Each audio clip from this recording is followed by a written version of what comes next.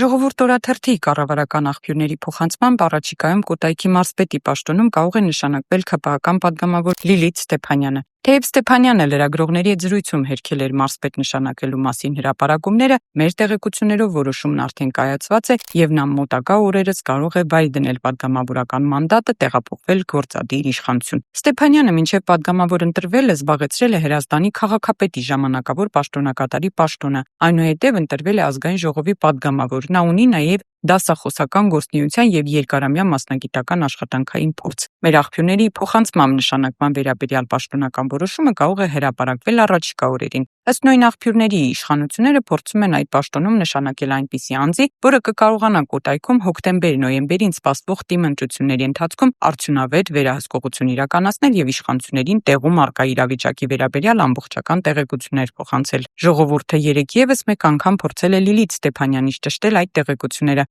սակայն վերջինս հայտարարել է, որ նման տեղեկությունների չի տիրապետում։